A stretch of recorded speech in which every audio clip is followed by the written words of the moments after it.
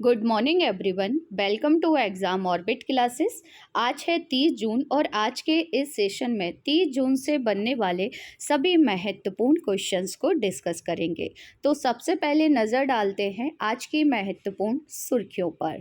Turkey ने Sweden और Finland के नाटो में शामिल होने पर दी अपनी सहमति। टोगो और गैबोन बने कॉमनवेल्थ एसोसिएशन के सदस्य। राजस्थान के सीकर में मिला यूरेनियम का बड़ा भंडार।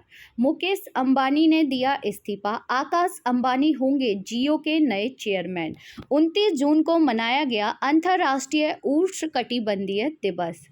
संस्कृत में अनाउंसमेंट करने वाला पहला एयरपोर्ट बना वाराणसी का लाल बहादुर शास्त्री अंतर्राष्ट्रीय हवाई अड्डा। हिमाचल प्रदेश सरकार शुरू करेगी single use plastic buy back योजना। इंटरनेशनल वेट लिफ्टिंग फेडरेशन के नए अध्यक्ष बन गए हैं मोहम्मद जलूद। नीति आयोग द्वारा लॉन्च की गई भारत की गिग और प्लेटफॉर्म अर्थव्यवस्था पर एक रिपोर्ट। ईरान ने ठोस ईंधन वाला रॉकेट जुलजाना किया लॉन्च। अब फ्रेंड्स डिस्कस कर लेते हैं कल की क्लास का क्विक रिवीजन कि कल हम लोगों ने क्या क्या पढ़ा था। तो फ्रेंड जो पद्मा पुल है इसका उद्घाटन किया गया है बांग्लादेश में। उद्घाटन किसने किया है? तो वर्तमान में जो बांग्लादेश की पीएम यानी कि प्रधानमंत्री हैं शेख हसीना, इनके द्वारा किया गया है। और फ्रेंड जो पद्मा पुल है इसे पद्मा नदी पर बनाया गया है। फ्रेंड जब गंगा नदी बांग्लादेश में प्रवेश करती है तो उसे यहाँ पर पद्मा नाम से जाना जाता है और इसी नदी पर पद्मा पुल बनाया गया है। पक्षी गांव के रूप में मान्यता प्राप्त किस राज्य के मैनार गांव को नई आर्द्र भूमि के रूप में अधिसूचित किया जाना तय किया गया है? तो फ्रेंड जो पक्षी गांव के रूप में मान्यता प्राप्त है ना मैनार गांव, ये राजस्थान राज्य में है। टाटा पावर ने केरल में भारत की सबसे बड़ी पानी पर तैरती हुई सोलर पावर परियोजना की शुरुआत की है और ये केरल में कहाँ पर की गई है? बैक वाटर के ऊपर इस परियोजना की शुरुआत की गई है। भारत इलेक्ट्रॉनिक्स ने एयरबोर्न डिफेंस सूट की आपूर्ति के लिए बेलारूस की कंपनी के साथ एक समझौता किया है। साओ जोआओ जो उत्सव है ना, इसका जो आयोजन किया जाता है वो गोवा राज्य में किया जाता है। उत्तराखंड राज्य में यूट्रिकुलेरिया फुरसेल्टा नाम के एक कीटभक्षी पौधे की एक दुर्लभ प्रजाति की खोज की गई है। कैपेगोंडा अंतर्राष्ट्रीय पुरस्कार से 3 लोगों को सम्मानित किया गया है कर्नाटक सरकार द्वारा। पहले है कर्नाटक के पूर्व मुख्यमंत्री एस.एम. कृष्णा, इन्फोसिस के संस्थापक नारायण मूर्ति और बैडमिंटन के खिलाड़ी यानी कि प्रकाश पादुकोण को सम्मानित किया गया है। बैकेंड रमन कृष्णमूर्ति जो है ना, इनका हाल ही में निधन हो गया है और ये वेल, मारुति उद्योग और सेल के अध्यक्ष रह चुके हैं। केंद्रीय प्रत्यक्ष कर बोर्ड यानी कि सीबीडीटी के नए अध्यक्ष बन गए हैं नितिन गुप्ता।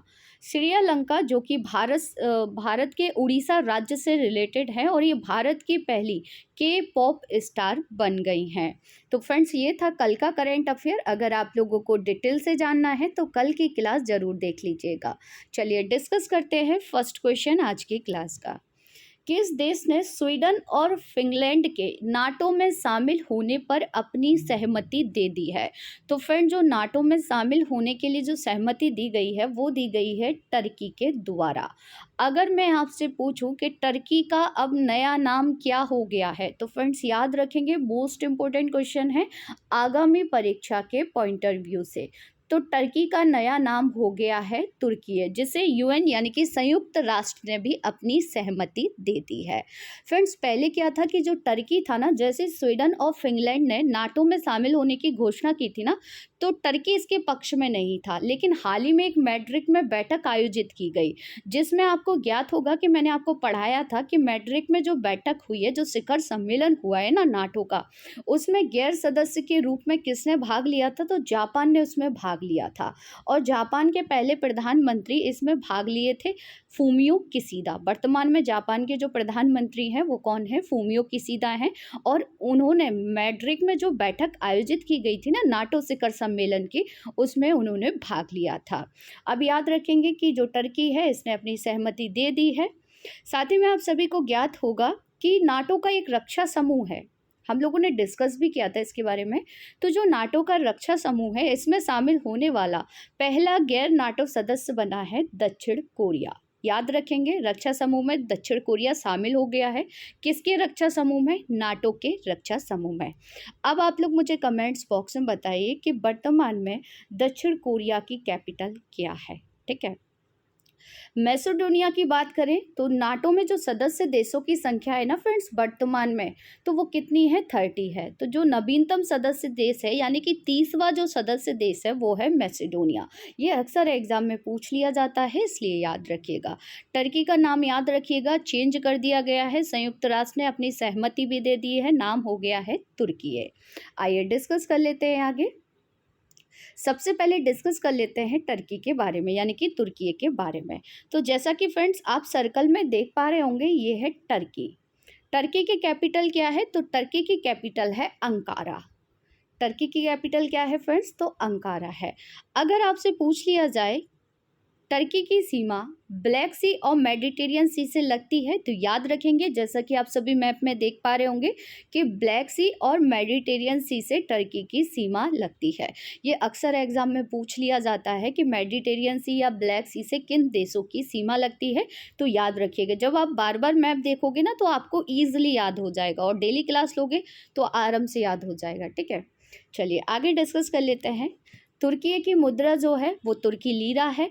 तुर्की के जो वर्तमान में राष्ट्रपति हैं वो रजब तैयब एर्दोआन है। यह देश यूरेशिया, यूरोप और एशिया में अवस्थित है। जैसा कि फ्रेंड्स आप सभी देख पा रहे होंगे, ये आधा यूरोप महाद्वीप में है और आधा एशिया महाद्वीप में है। टर्की एक ऐसा देश है जो आधा यूरोप में है और आधा एशिया महाद्वीप में है। चलिए आगे डिस्कस कर लेते हैं। अब यहाँ पर आप सभी देख सकते हैं फिनलैंड और स्वीडन की लोकेशन, जिन्होंने नाटो में शामिल होने की घोषणा की थी। कई बार हम लोग क्लास में डिस्कस भी कर चुके हैं। तो ये आप देख पा रहे होंगे, ये है फिनलैंड और ये है स्वीडन। इसके जस्ट बगल से आपको दिख रहा होगा नॉर्वे। साथ ही मैं आपको यहाँ पर एक पॉइंट बता दूँ कि हाल ही में जो नाटो सहयोगी हैं ना, जो सहयोगी देश है, उन्होंने अपना एक युद्ध अभ्यास किया था। उसका आयोजन कहाँ पर किया गया था? तो बाल्टिक सी में किया गया था। ये जो आपको दिखाई दे रहा है ना, जो मैंने सर्कल किया है, तो हाल ही में यहाँ पर नाटो सहयोगियों द्वारा एक युद्ध अभ्यास किया गया था। इसके जस्ट ऊपर आप देख पा रहे होंगे बैरेंट सी।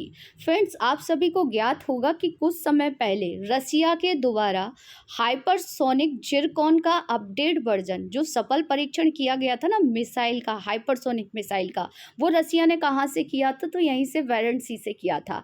अच्छा जी, ये बैरेंट सी है ना, ये किसका पार्ट है? तो फ्रेंड्स ये आर्कटिक ओशन का पार्ट है। याद रखेंगे किसका पार्ट है? आर्कटिक ओशन का पार्ट है। रसिया आप देख सकते हैं फ्रेंड्स, यहाँ पर नीचे आपको रसिया दिखाई देगा। चलिए आगे डिस्कस कर लेते हैं नाटो के बारे में। तो फ्रेंड जो ग्रीन कलर से आप लोग देख रहे हो ना, ये नाटो के सदस्य देश है। वर्तमान में नाटो के सदस्य देशों की संख्या कितनी है फ्रेंड्स? तो 30 है, याद रखेंगे। और 30वां सदस्य देश है मैसेडोनिया, क्योंकि नाटो इस समय काफ़ी न्यूज़ में बना हुआ है। तो एग्जाम के पॉइंट ऑफ व्यू से ये बहुत महत्वपूर्ण है। आगामी परीक्षाएं जो होने वाली है ना, उसमें आपको नाटो से एक ना एक क्वेश्चन देखने को जरूर मिल जाएगा। ठीक है, नाटो का फुल फॉर्म भी आप सभी याद रखेंगे, नॉर्थ अटलांटिक ट्रीटी ऑर्गेनाइजेशन, यानी कि उत्तर अटलांटिक संधि संगठन। नाटो की स्थापना 4 अप्रैल 1949 में की गई थी और नाटो का जो हेडक्वार्टर यानी कि मुख्यालय है वो ब्रुसेल्स बेल्जियम में है। फ्रेंड्स मुख्यालय याद रखिएगा, मोस्ट इंपोर्टेंट पॉइंट है, ये एग्जाम में बार बार पूछ लिया जाता है। मुख्यालय जरूर पूछते हैं, जैसे कि आपका अंतर्राष्ट्रीय ओलंपिक समिति का हो गया और आपका ये हो गया ICC का हो गया। तो ये बहुत महत्वपूर्ण है, जो अक्सर एग्जाम में पूछ लिए जाते हैं। ठीक है, जो नाटो के अध्यक्ष है वो रोब पावर है और नाटो के सदस्य देशों की संख्या 30 है, जैसा कि मैंने अभी आपको बताया। 30वां सदस्य देश मैसेडोनिया बन गया है। एक पॉइंट और याद रखेंगे कि नाटो के जवाब में 1955 में सोवियत संघ, जो कि वर्तमान में रसिया, कौन सी संधि की थी? तो वार्साई की संधि की गई थी नाटो के जवाब में। नाटो की जो आधिकारिक भाषा है वो अंग्रेजी और फ्रांसीसी है। अब आप लोग कमेंट्स बॉक्स में बताइए, क्या भारत नाटो का सदस्य देश है? फ्रेंड्स इसका आंसर दीजिए, क्या भारत नाटो का सदस्य देश है? अगर आप लोग पहली बार चैनल पर विजिट कर रहे हैं तो चैनल को सब्सक्राइब कर लीजिएगा और साथ ही बेल आइकन दबाना बिल्कुल ना भूलें, जिससे आप लोगों को क्लास का नोटिफिकेशन सबसे पहले मिल जाएगा। और अगर आप लोगों को क्लास पसंद आ रही है तो लाइक ज़रूर कर दीजिए। अगर आप लोगों की कोई क्वेरी है तो दिए गए व्हाट्सएप नंबर पर आप सभी हमें कॉन्टैक्ट कर सकते हैं। साथ ही आप सभी टेलीग्राम चैनल भी ज्वाइन कर लीजिएगा, यहाँ पर आपको अपडेट मिलता रहेगा और इस क्लास की PDF भी आपको टेलीग्राम चैनल पर मिलेगी। चलिए नेक्स्ट क्वेश्चन डिस्कस कर लेते हैं। हाल ही में गैबोन और किस देश को राष्ट्रमंडल देशों के समूह में शामिल किया गया है? तो फ्रेंड जो राष्ट्रमंडल देशों का समूह है ना, तो जो राष्ट्रमंडल देशों का समूह है ना फ्रेंड्स, इसमें जो देश हैं जो ब्रिटेन के उपनिवेश रहे थे कभी, तो राष्ट्रमंडल देशों का एक समूह बनाया गया था। तो इसमें क्या है, हाल ही में गैबोन और टोगो, इन दो देशों को शामिल किया गया है। ये जो गैबोन और जो टोगो है ना, ये कहाँ पर है फ्रेंड्स? तो ये अफ्रीका महाद्वीप में है। कहाँ पर है? अफ्रीका महाद्वीप में। साथ ही मैं एक ऑप्शन और बता दूं, यहाँ पे आपको ज्ञात होगा कि संघाई सहयोग संगठन जिसका 9वां सदस्य देश कौन सा बना है फ्रेंड्स? हाल ही में बना है, ये याद रखेंगे। तो जो 9वां सदस्य देश बन गया है ना संघाई सहयोग संगठन का, वो बना है ईरान। मोस्ट इंपोर्टेंट पॉइंट है, याद रखिएगा। अब आप लोग कमेंट्स बॉक्स में बताइए कि ईरान की कैपिटल क्या है। आगे डिस्कस कर लेते हैं गैबोन और टोगो के बारे में, क्योंकि पूछा जा सकता है ये राष्ट्रमंडल देशों के समूह में शामिल हो गए हैं। अब जो राष्ट्रमंडल जो कॉमनवेल्थ देश है ना फ्रेंड्स, अब इनकी संख्या कितनी हो गई है? तो टोगो और गैबोन के जुड़ने के बाद 56 हो गई है। कितनी हो गई है? 56 हो गई है, याद रखेंगे। अच्छा, इन दो देशों को जो शामिल किया गया है तो आपको ज्ञात होगा कि 26वीं राष्ट्रमंडल सेना शासन अध्यक्षों की जो बैठक आयोजित की गई थी वो कहाँ पर की गई थी? किगाली रवांडा में। कहाँ की गई थी? किगाली रवांडा में। रवांडा कहाँ पर है? तो ये भी आपका अफ्रीका महाद्वीप में है। आइए डिस्कस कर लेते हैं आगे कि गैबोन और टोगो कहाँ पर है। तो सबसे पहले फ्रेंड्स आप देख लीजिए कि जो राष्ट्रमंडल देशों का जो समूह है, जिसमें अब देशों की संख्या कितनी हो चुकी है? 56 हो चुकी है। तो आपको जो कलर से दिखाई दे रहा है ना, जो देशों पर कलर है, ये सब क्या है? राष्ट्रमंडल देश के समूह सदस्य देश है। ये सब आपको दिख रहे होंगे ना, इंडिया भी शामिल है, ये सारा आपको देख पा रहे होंगे। ठीक है, आगे देख लेते हैं हम लोग टोगो और गैबोन की लोकेशन कहाँ पर है। लोकेशन इंपॉर्टेंट है। ठीक है, तो आप देख पा रहे होंगे यहाँ पर आपको दिखाई देगा, ये है गैबोन। यहाँ पर भी आप देख सकते हैं इक्वेटर इससे निकल रही है गैबोन से। ये यहाँ पर गैबोन आपको देखने को मिलेगा अफ्रीका महाद्वीप में। और साथ ही आप यहाँ पर देख पा रहे होंगे लेक ऑफ विक्टोरिया, यहाँ पर आपको इसी के जस्ट ऊपर देखने को मिलेगा रवांडा। यहाँ पर हाल ही में बैठक संपन्न हुई है किगाली में। ठीक है, टोगो आप देख ही पा रहे होंगे, ये है टोगो यहाँ पर। ठीक है, तो लोकेशन याद रखिएगा। टोगो की फ्रेंड जो राजधानी है वो लोम है और मुद्रा है West African CFA franc. Togo के वर्तमान में राष्ट्रपति फोरे हैं। गैबोन के वर्तमान में राष्ट्रपति अली बोंगो हैं और गैबोन की जो राजधानी है वो लिब्रेविल्ले है। राजधानी दोनों की याद रखेंगे, टोगो की लोम है और गैबोन की राजधानी लिब्रेविल्ले है। चलिए आगे डिस्कस कर लेते हैं। अगला क्वेश्चन देखेंगे, झारखंड और आंध्र प्रदेश के बाद निम्न में से कौन सा राज्य यूरेनियम खनन में प्रवेश करने वाला तीसरा राज्य बन गया है? छपने वाला क्वेश्चन है आगामी परीक्षा के पॉइंट ऑफ व्यू से, याद रखेंगे। तो फ्रेंड्स झारखंड और आंध्र प्रदेश के बाद यूरेनियम खनन वाला तीसरा राज्य बन गया है राजस्थान राज्य। यहाँ पर काफ़ी बड़ी मात्रा में यूरेनियम के भंडार मिले हैं, याद रखेंगे फ्रेंड्स, बहुत इंपॉर्टेंट है। चलिए आइए डिस्कस कर लेते हैं इसके बारे में। तो सबसे पहले मैंने यहाँ पर न्यूज़पेपर की पिक लगाई है, आप देख सकते हैं। दुनिया के नक्शे पर छाएगा Rajasthan. Atom bomb, atomic energy के अलावा दवा, डिफेंस उपकरण, फोटोग्राफी, मेडिकल उपकरणों समेत कई सेक्टर इसका इस्तेमाल होता है। किसका? यूरेनियम का। ठीक है, दुनिया में सबसे ज़्यादा जो यूरेनियम का प्रोडक्शन यानी कि उत्पादन होता है उसमें पहले स्थान पर है कजाकिस्तान, दूसरे स्थान पर है कनाडा और तीसरे स्थान पर है ऑस्ट्रेलिया, याद रखेंगे। चलिए आगे डिस्कस करते हैं। तो फ्रेंड जो यूरेनियम है ना वो झारखंड से कहाँ से निकाला जाता है, तो झारखंड के सिंह भूमि में जो जादूगोड़ा है ये यूरेनियम के लिए प्रसिद्ध है। ये कई बार एग्जाम में पूछी गई है कि झारखंड में जादूगोड़ा किस लिए प्रसिद्ध है, तो याद रखेंगे यूरेनियम के भंडार के लिए प्रसिद्ध है। इसके अलावा सेकंड नंबर पर आंध्र प्रदेश है और तीसरे नंबर पर अब आ गया है राजस्थान। यहाँ ऐसा अनुमान लगाया जा रहा है कि 12 मिलियन टन यूरेनियम हो सकता है। ठीक है, इतना याद रखेंगे। साथ ही में इसके मिलने से राजस्थान में रोजगार और निवेश दोनों के रास्ते अब खुल गए हैं। यहाँ पर ऑप्शन में एक पॉइंट आपको देखने को मिलेगा केरल। अगर मैं आपसे पूछूं थोरेनियम के भंडार या थोरेनियम किस मिट्टी में पाया जाता है, तो केरल में एक मिट्टी पाई जाती है मोनोजाइट, जिसमें क्या मिलता है आपको, थोरेनियम मिलता है, याद रखेंगे। साथ ही में मध्य प्रदेश के बारे में याद रखते हैं। मध्य प्रदेश में है पन्ना। पन्ना किस लिए प्रसिद्ध है, तो पन्ना हीरे की खानों के लिए प्रसिद्ध है, जो कि कहाँ पर है, मध्य प्रदेश में है। तो इतनी जानकारी आप सभी को याद रखनी है।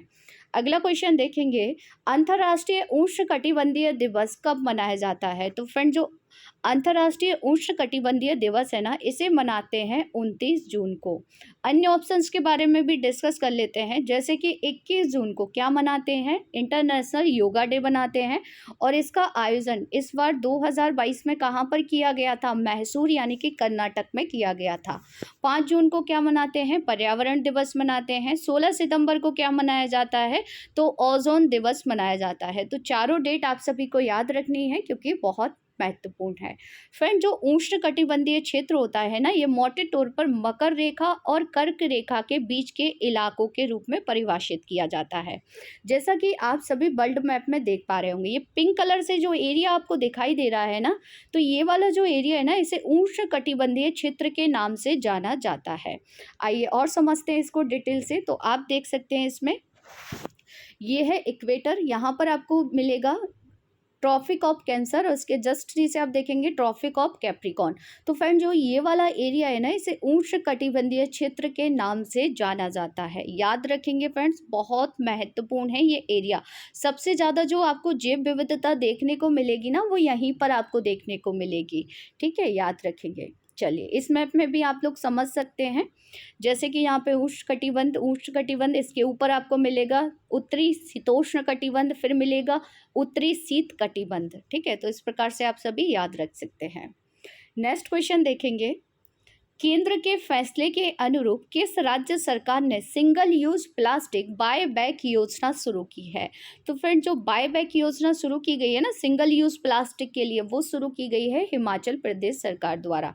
आपको ज्ञात होगा कि कुछ समय पहले हम लोगों ने डिस्कस किया था कि 1 जुलाई 2022 से जो सिंगल यूज प्लास्टिक होती है ना, उस पर केंद्र सरकार पूरी तरह से प्रतिबंध लगा देगी। सिंगल यूज प्लास्टिक का मतलब आप लोग समझ रहे होंगे, जैसे जो कैरी बैग होते हैं और जो कप वगैरह होते हैं ये सारे, और जैसे पानी की बोतल है, तो ये सिंगल यूज़ मतलब इनका एक बार ही यूज़ कर सकते हैं, तो उसे सिंगल यूज़ प्लास्टिक कहा जाता है।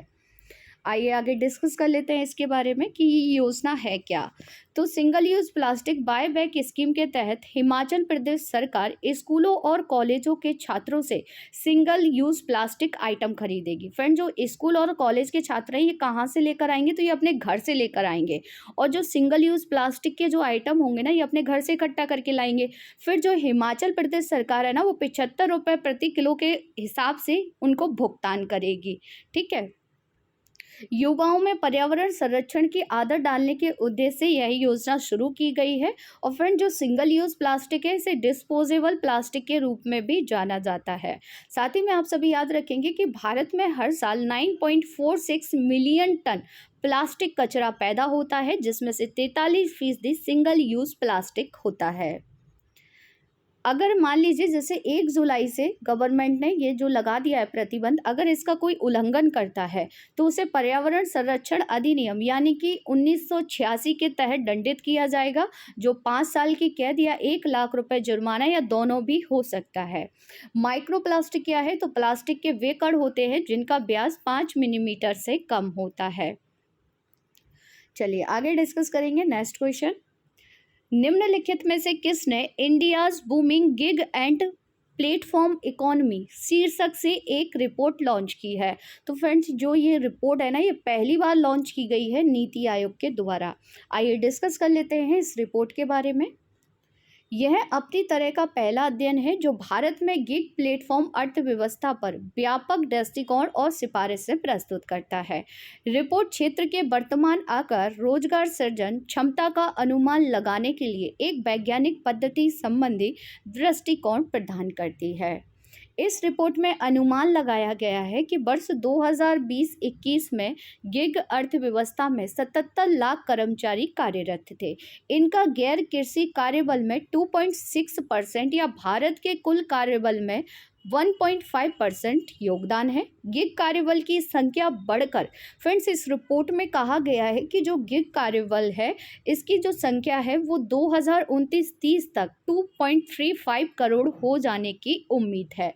अब आपको यहाँ पर एक पॉइंट बता दूं, आप सभी के मन में क्वेश्चन भी उठ रहा होगा कि गिग इकोनॉमी क्या है। तो गिग जो अर्थव्यवस्था है, ऐसी अर्थव्यवस्था जहां स्थायी कर्मचारियों की बजाय फ्रीलांसर गैर अस्थायी कर्मचारियों को भी नियुक्त किया जाता है, वो गिग इकोनॉमी कहलाती है। फ्रेंड्स एक बार आप सभी गूगल पर जाकर इसके बारे में डिटेल से पढ़ लीजिएगा, क्योंकि अगर मैं यहाँ पर आपको डिटेल से बताऊंगी ना तो क्लास फिर लंबी हो जाती है ना। चलिए आगे डिस्कस करेंगे नेक्स्ट क्वेश्चन। संस्कृत भाषा में अनाउंसमेंट करने वाला दुनिया का पहला हवाई अड्डा कौन सा बन गया है।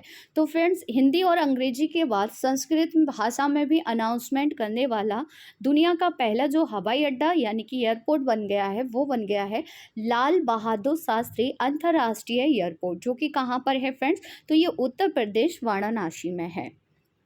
इसका उद्देश्य क्या है, तो संस्कृत भाषा को दुनिया में पहचान देना है। अब डिस्कस कर लेते हैं स्पेशल डोज फॉर एग्जाम में अन्य एयरपोर्ट के बारे में जो कि हाल ही में न्यूज़ में बने रहे थे। भारत और दक्षिण एशिया के सर्वश्रेष्ठ क्षेत्रीय हवाई अड्डे का खिताब किसने जीत लिया है। केम्पेगौड़ा अंतर्राष्ट्रीय हवाई अड्डा जो कि कहाँ पर है, बेंगलोर में है।